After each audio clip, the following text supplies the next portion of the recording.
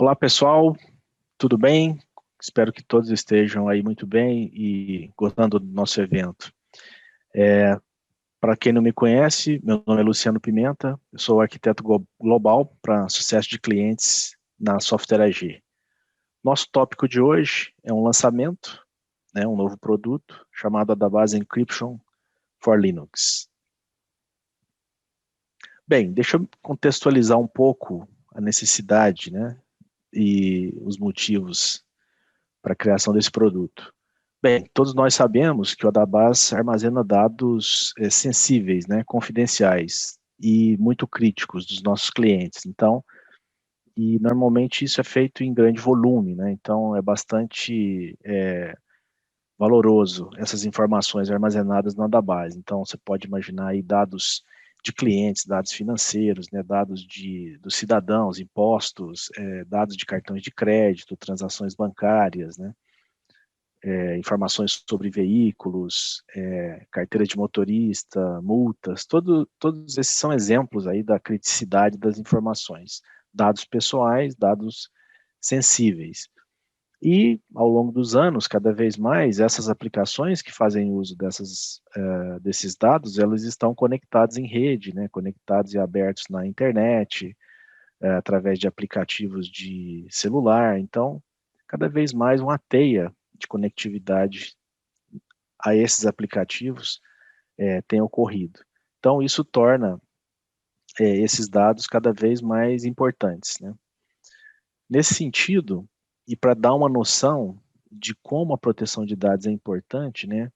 Aqui um pouco de informações sobre quantidade e o impacto dos ataques cibernéticos, né, ou vazamentos de informações, né. Aqui, relatórios de entidades estrangeiras, né, que reportam esse tipo de atividade criminosa no mundo da TI, das comunicações. Só para vocês entenderem um pouco, aqui a gente tem informações sobre 70% dessas violações, esses vazamentos de dados, né, foram causados por intrusos, né, pessoas que vieram de fora, se conectaram de alguma maneira, né. Claramente, 86% desses vazamentos têm motivação financeira, né. 43% foram ataques que tiveram como porta de entrada aplicações web, né? E esse número ele mais que dobrou, né? Hoje 43%, mas ele mais que dobrou comparado a 2019.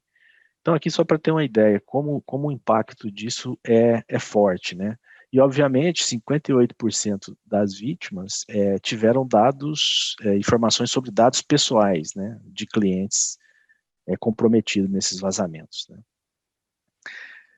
Colaborando com isso também, né, temos o fato de que cada vez mais a gente tem desafios relativos à questão da nuvem, né? Então, por quê? Porque dados confidenciais que estão armazenados em Adabase, eles são processados atualmente na nuvem, né? Existem clientes trabalhando com Adabase em nuvem. Então, essas nuvens podem ser públicas ou privadas, mas o fato é que é uma infraestrutura já utilizada bastante hoje por clientes, né?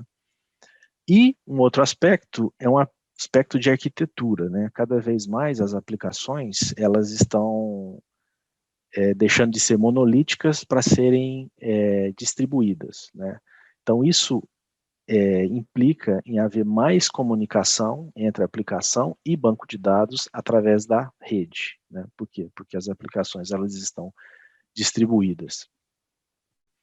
Então, isso leva a um fato de que a gente precisa proteger o que a gente chama de dados em trânsito, quando ele está sendo comunicado entre nós, de aplicação e banco de dados, e também quando ele está em repouso. Em repouso é quando ele está guardado, né, dentro do banco de dados, no disco. Então, esses dois cenários aí são os nossos cenários de proteção, vamos dizer assim. E como que a Software AG trabalhou, né, esses desafios de segurança, né, para o Adabas, né? Então a gente trabalhou com a abordagem de criptografar essas informações para que os dados confidenciais dos clientes estejam protegidos, né? E contra qualquer tipo de ataque ou vazamento, né? Se a informação for eventualmente em um pior caso, roubada, ela está protegida, porque os dados estão criptografados em última instância. Então, essa foi a abordagem da Software AG. Para isso, a solução, né, em questão é exatamente o Adabas Encryption for Linux, né? 3 letrinhas aqui de um código de produto novo nosso, né? AEL, é o apelido dele aqui. Então, a Adabas Encryption for Linux é a nossa solução para proteger esses dados confidenciais. Vamos ver um pouco disso, né? Mas antes, vamos ver basicamente o que seria criptografar, o que seria essa criptografia, né? De forma bem high level, né? Criptografar é o ato de você codificar, ou seja, destruir intencionalmente os dados originais, né? Mas de uma maneira que você possa descriptografar essa informação e recuperá-la, retornando-a ao estado original, antes da criptografia, né? Isso é feito através, obviamente, de chaves criptográficas, né? Então, usa-se uma chave para fazer o processo de criptografia e depois o processo reverso de decifrar essa criptografia. E a ideia, como eu comentei, é fazer isso para os dados em repouso, guardados no Adabas, né?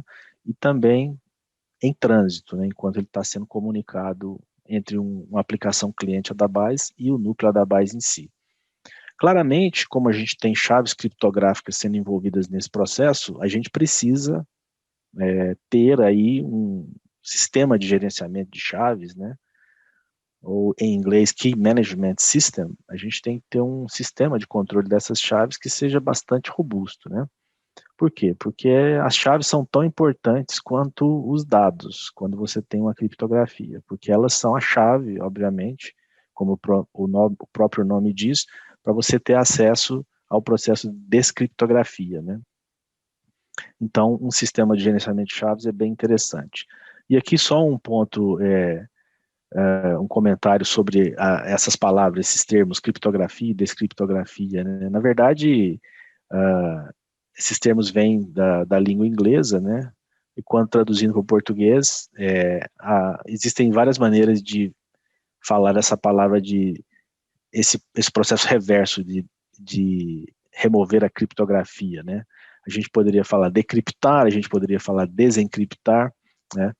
O dicionário hoje ele ainda não tem a palavra descriptografar, né? Apesar de ser largamente utilizada no ambiente técnico, tá? Mas só um comentário, né? Bom, então esse é um overview sobre como funciona, né, a parte de criptografia e descriptografia. Bem, e quais foram os critérios aí para a gente criar o Adabas Encryption, né, for Linux? Então a gente queria proteger as informações, era uma demanda forte, né, de compliance, inclusive, né, alguns setores da indústria têm regulações de compliance bem específicos, né, como por exemplo a parte de PCI DSS, né, que gerencia todo o compliance e regras da criptografia para as aplicações que têm manipulação de dados de cartões de crédito e transações de cartões de crédito. Então, esse é só um exemplo, né? Mas a gente buscou alguns outros critérios, né? Como, por exemplo, como já comentei, cobrir, né, a parte de dado em repouso e a parte de dado em trânsito, né? Usar uma criptografia, uma tecnologia forte de criptografia, né, disponível, que pudesse evitar impactos negativos, obviamente, no desempenho da operação do Adabas, né? O Adabas é um banco conhecido por ser extremamente rápido, né? Tem uma eficiência, uma segurança excelente, então a gente quer continuar com essas premissas, né? Evitar impactos negativos aí no desempenho do Adabas, né? A gente precisava garantir também que fosse uma abordagem completamente não invasiva, né? Ou seja, que não demandasse nenhum tipo de necessidade de alteração ou preparação, reconfiguração das aplicações que se conectam a essa base de dados, a da base, né?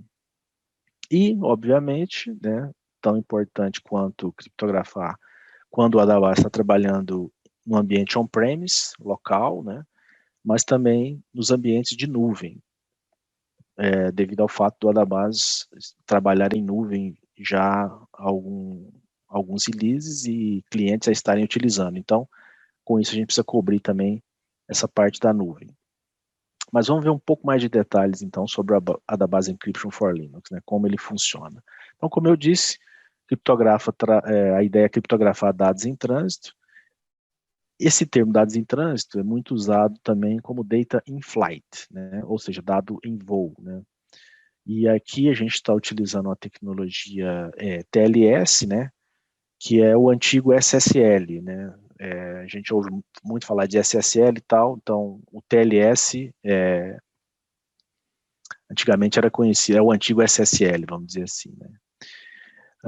A parte de dados em repouso, né, que a gente chama também, vocês vão poder ver aí em outras literaturas e em outras documentações, como data at rest, né, o dado em descanso, em repouso, né, é uma outra forma de chamar.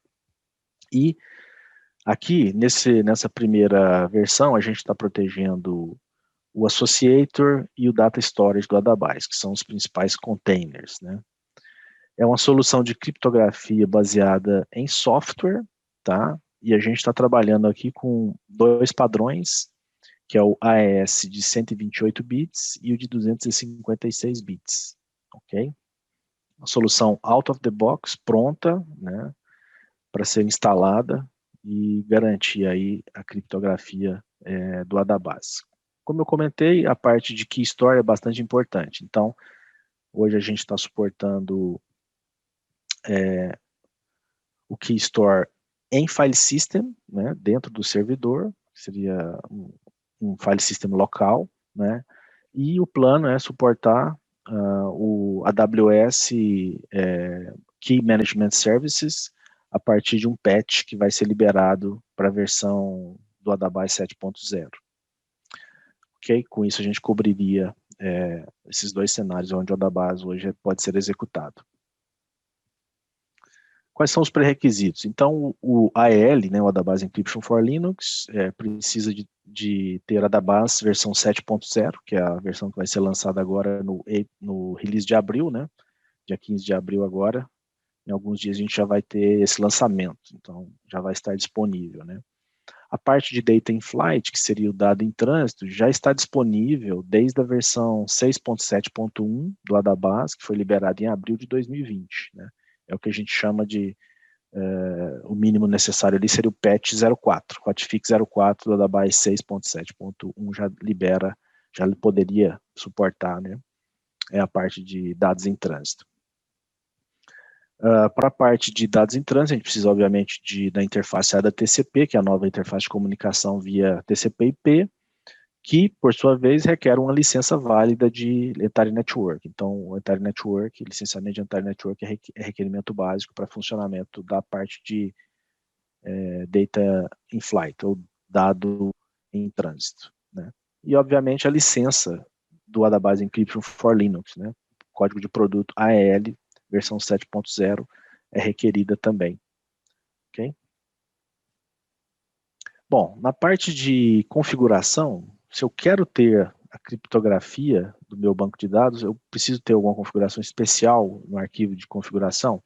Então, nenhuma configuração especial para o dado em repouso, né, criptografia de Associated Data Storage, é requerida. Então, não tem nenhum parâmetro novo para isso, tá? A gente vai fazer configuração dos dados em repouso, data at rest, ASO e data, mas não tem nenhum parâmetro para isso. Então, a gente usa aí o padrão Advanced Encryption Standard, que é o AES, no modo XTS, né, desse algoritmo, e ele é um algoritmo de chave simétrica, ou seja, a mesma chave é usada para criptografar e para decifrar também. E, como eu comentei, temos duas opções, 128 bits ou 256 bits. Vamos ver agora como que a gente faz para criptografar um banco de dados que não está criptografado. Estamos trabalhando, eu tenho aqui um esquema gráfico para vocês verem, ressalto que depois a gente vai fazer isso também na demo, online, tá? Ao vivo. Então a gente pode fazer aqui de duas maneiras, né? Através do utilitário de format, que é o ADA-FRM, do Adabase. Então, o passo aqui seria o seguinte, a gente tem aqui como exemplo um banco DBID 12, ele é um banco não criptografado, está rodando. O que a gente vai fazer? A gente vai tirar um backup normal, um ADBCK dump, né? Vai gerar um dataset de backup. A partir desse momento, A gente pode até queimar esse banco para liberar espaço. Por quê? Porque, na verdade, o próximo passo aqui vai ser justamente fazer o format, né? Vamos criar esse novo banco, 12 também, DBID 12, né? Já especificando um novo parâmetro do formato, que é o encryption. Encryption, nesse caso aqui, AES256XTS. Então, com isso, a gente vai formatar esse banco, né?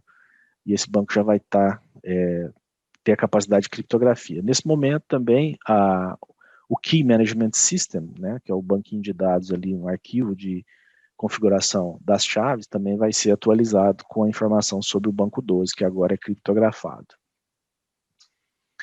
Nesse momento, a gente poderia fazer o restore. Então, a gente pode rodar um restore e vai criar esse banco 12 já criptografado com os mesmos dados que estavam contidos anteriormente. Tá? Esse é um mecanismo. Né?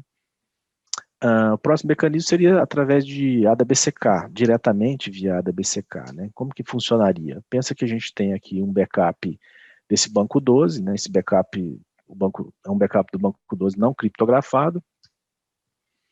A gente vai fazer um ADA-BCK restore, passando o parâmetro encryption também. Qual encryption eu quero? AES256XTS. Né? E esse processo de restore, via ADA-BCK, ele vai formatar e fazer o restore. Né? Então ele formata e faz o restore, e esse banco 12 já está criptografado, e o Key Management System também é informado e cria uma entrada dessas chaves novas do banco 12 no KMS. Ok? Então, esse é um mecanismo. Claro que o banco não pode existir, né? Para eu fazer esse restore, o banco não, ele tem que ter sido queimado, os containers, né? Ou fazer isso em outra máquina, por exemplo. Ou um outro mecanismo é fazer esse mesmo restore a partir de um backup de um banco não criptografado, porém passando aqui um parâmetro adicional, que é o new DBID, nesse caso igual a 17. Então, com isso eu vou criar um banco 17, né, vai ser formatado, vai ser feito o restore e vai ser feito um new DBID nele. Esse banco 17 também vai ser criptografado e uma entrada para ele vai ser colocada no Key Management System. Ok? Bem, essa foi a parte de como funcionará a parte de dados em repouso, né, Data at Rest.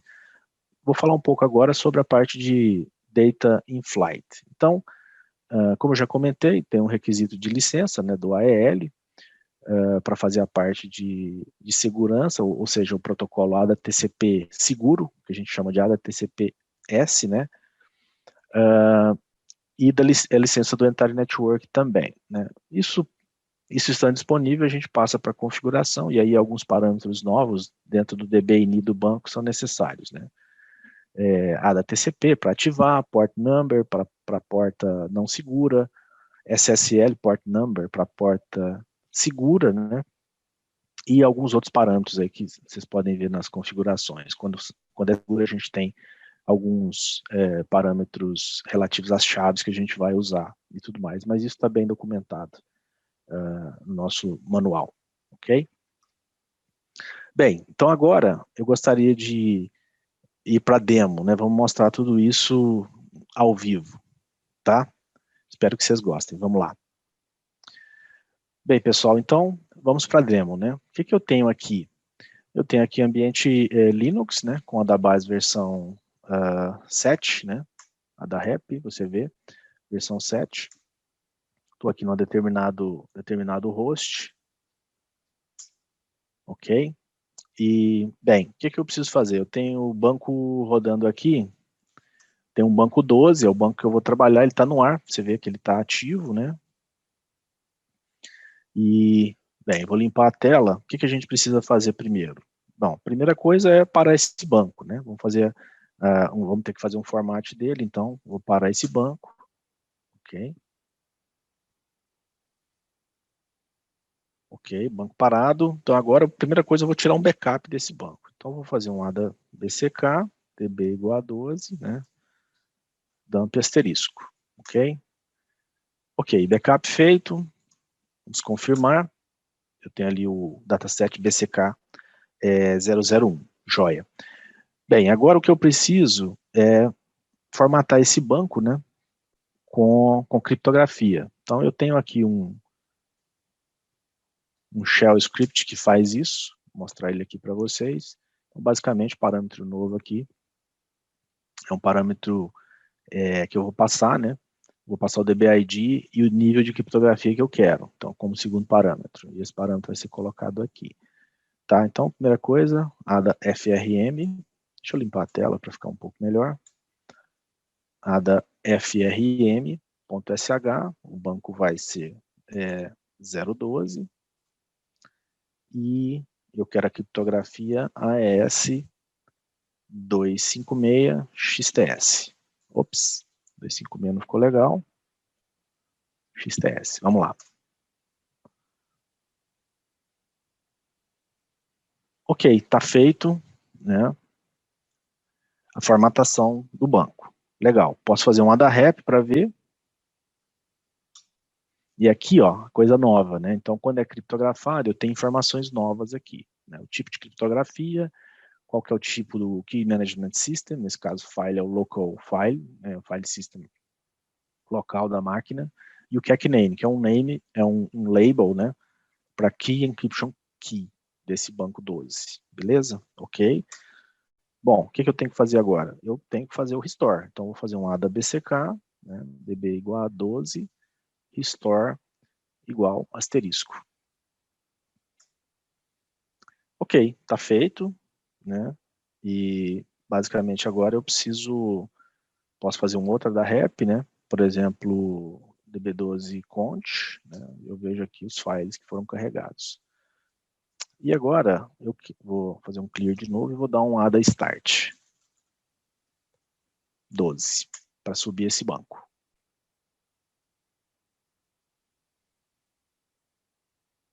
Ok, banco iniciado. Vou para uma outra tela, onde eu já estou aqui no banco 12 e vou mostrar o ADANUC log desse banco, dessa subida, para vocês verem as diferenças. Então, basicamente, eu tenho aqui uma mensagem nova, né? Quando o banco tem criptografia, eu vejo aqui, ó, database is encrypted. Então, esse banco está criptografado, ok? Voltei para a tela original e quero fazer agora o seguinte, fazer via BCK, né? Vamos fazer o restore, vamos fazer a criptografia via ADA BCK. Então, vou dar um ADA stop 12. Eu vou precisar de um backup também, mas lembre-se que eu já tenho um backup, que nós já tiramos esse backup. Vou checar, né? Então, o backup está ali, BCK001. Então, vou parar esse banco agora. Já parei, né? Na verdade, já tinha parado. Ok? Então, vou deletar os containers desse banco. Ok?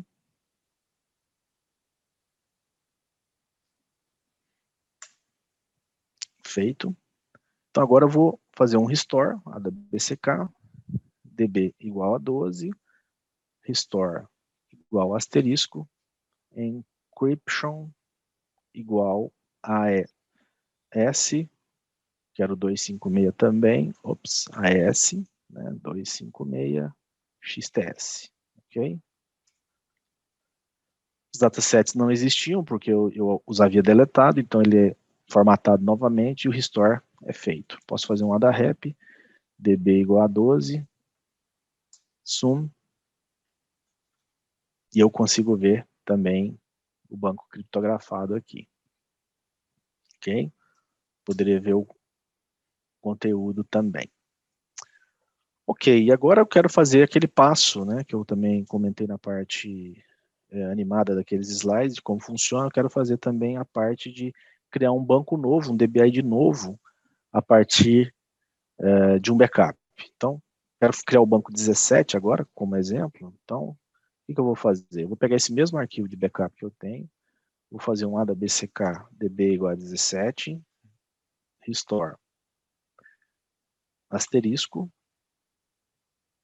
encryption igual a AES.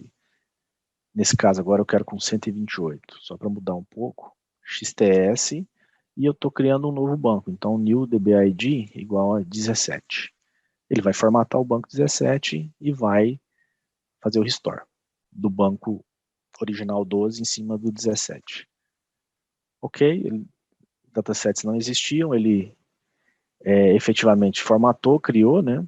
E depois fez o restore. Então agora eu posso, por exemplo, fazer um AdaRep DB17 sum.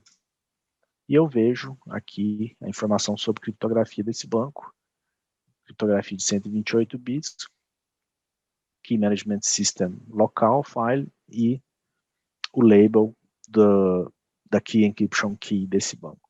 Ok? Legal, né? Bem, agora eu quero passar para a parte de Data in Flight, né? Então, nesse caso, eu vou passar para outra tela aqui, onde eu já estou aqui no banco 12, né?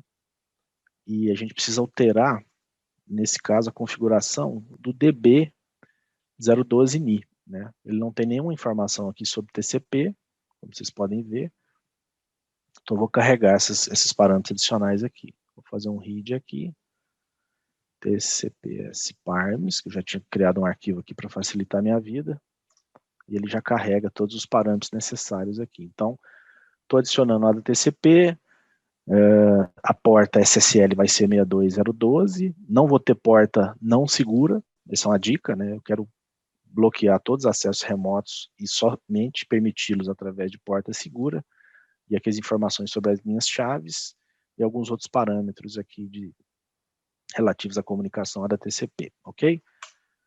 Então agora vou dar um ADA Start nesse banco. Ops, ADA Start 12.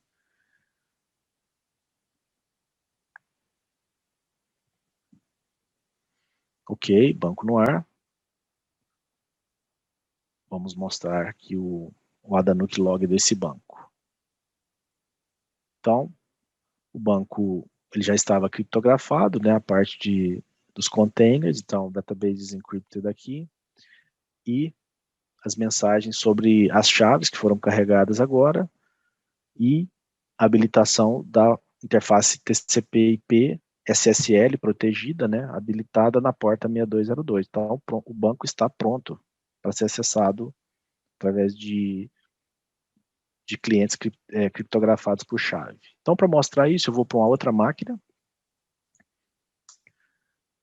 Veja, é um outro host, né, uma outra VM que eu tenho aqui, chamada NAT ONL1. O que eu preciso fazer nesse caso? Eu preciso configurar dentro do ACL-dir, né, eu estou aqui dentro da base client, dentro do diretório config, eu tenho aqui um arquivo chamado dbmapping.txt. E aqui eu já tinha deixado mais fácil, né? Então só vou descomentar aqui. Então, vou encontrar o banco 12, através de protocolo lá da TCP/S, aonde que está esse banco, é o IP da minha outra VM, final 195, né? Na porta 62012, e aqui eu estou passando qual chave de acesso, né? A minha chave para poder acessar remoto. Ok? Gravei isso, vou chamar o Natural. Basicamente, eu tinha um programinha aqui de teste, né? Deixa eu listar aqui. Programinha muito complexo, 4 linhas, que vai ler remotamente aquele banco 12 lá do outro lado, na outra VM, no 95. E aqui eu estou com os dados, né? Vou voltar agora aqui na máquina onde está o banco, vou fazer um ADA OPR, DB igual a 12, display igual user queue. Então veja que meu usuário da outra máquina acessando remotamente está aqui, NATONL1. Ok? Voltando para cá. E é isso, pessoal, que eu queria mostrar nessa demo, né? Todas as possibilidades de criptografia disponíveis com a Database Encryption for Linux. Bem, pessoal, espero que vocês tenham gostado da demo, né? Conseguimos provar aí que quanto é simples, né? Configurar e operar a Database Encryption for Linux, e não tivemos nenhuma alteração naquele programa que acessou, então foi completamente transparente, né? Usamos aí os últimos protocolos mais seguros, né, dentro da criptografia, criptografamos os dados do Adabas, Associated, Data Storage, e também a comunicação através do Natural, rodando em outra VM, né. Então, esse era o propósito, né. Espero que vocês tenham gostado de como proteger aí nossos dados confidenciais em Adabase, ok? Muito obrigado. Tchau, tchau.